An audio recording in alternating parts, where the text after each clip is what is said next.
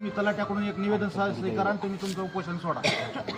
तशी एक सिस्टर आणि एक नायब तहसीलदार हे दोन माणसं यांनी आमच्यासाठी आज पाठवली.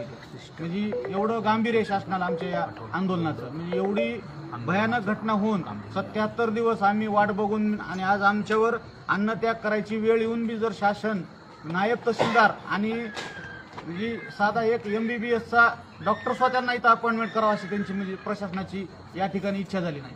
म्हणजे इतकं प्रशासन आमच्याबद्दल तत्पर आहे. तर आमचं असं म्हणणं आहे, आम्हाला ह्यात एक सगळ्यात मोठी अजून खंत आहे, महाराष्ट्र शासनामधले सगळे मंत्री मसरूकला येऊन गेले, आमदार येऊन गेले, विरोधी पक्षातले गेले, सत्ताधारी पक्षातले गेले, पण कलेक्टर नेमकं कुठल्या देशाचे महाराज आहेत हेच आम्हाला समजणं गेले. किंवा कलेक्टरला ह्या गोष्टी जिल्ह्याच्या बाहेरचे येतं ते बी आम्हाला समजा नाही. बीडचे कलेक्टर म्हणून त्यांनी एकही वेळेस अद्यापर्यंत मसरूकला व्हिजिट केली नाही. आणि त्याच्यात महत्त्वाची गोष्ट आहे की ते इथून लातूरला राहायला ते लातूरला आहेत. म्हणजे आमच्या बसस्टँडहून त्यांचं आवक जावक आहे.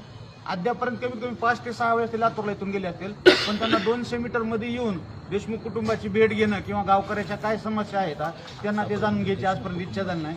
यावरून असं आम्हाला वाटतंय की जी ही खंडणी गोळा झाली त्यांनाच दिली का काय, त्याच्यामुळे त्यांना इकडे गावाकडे तर मसरूकमध्ये त्यांची यायची इच्छा व्हायला गेली. म्हणजे जिल्हाधिकारी किंवा डिस्ट्रिक्ट कलेक्टर ज्याला म्हणजे पद आहे त्या व्यक्तीला जर एवढं गांभीर्य या ठिकाणी घडून आणि पूर्ण मंत्रिमंडळ इथं येऊन बी त्यांना मसाजोगमध्ये येण्याची त्यांची इच्छा होत नाही, हे सगळ्यात मोठं म्हणजे विशेष गोष्ट वाटायली आम्हाला. नेमकं त्यांचं त्याच्या मागलं काय गणित आहे हे आम्हाला अद्यापर्यंत समजलं नाही. आमची शासनाला विनंती ह्या गोष्टीतून आम्ही आंदोलन स्थगित करणार नाहीत. आम्हाला ठोस त्यांची कारवाई पाहिजे. तुम्ही आंदोलन स्थगित करा, आम्ही तुमच्या मागण्यावर कारवाई करतो. 77-78 दिवस झाले तर आम्ही शासनाच्या ह्याच गोष्टी आजपर्यंत बघितल्या. आता आम्हाला आता तुमचं आश्वासन नको किंवा तुमच्या पोकळ गप्पा नका. आमच्या ज्या मागण्या येतात त्याच्यावर तुम्ही काय इम्प्लिमेंटेशन केलं, काय अंमलबजावणी केली ते तुम्ही तुमच्या म्हणजे आता कलेक्टरशिवाय आम्ही इथून उठत नाही. आम्हाला बघायचं तर नेमकं कलेक्टरला कमन एवढी ही आहे. कलेक्टर ज्यावर येतील ते पूर्ण आमच्या मागण्या मंजूर करून जर आले तरच आम्ही उठतो. नाहीतर आता काय एक गेलाय, जे होईल ते होईल. ठीक आहे, चला, थँक्यू. एकदम ते उतरा रे योगेश,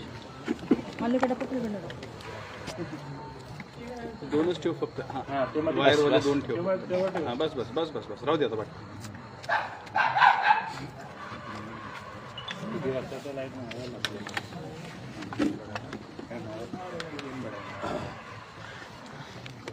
संत धनुभाऊ गावकऱ्यांनी कडक भूमिका मांडलेली आहे, तुमचं काय मत आहे?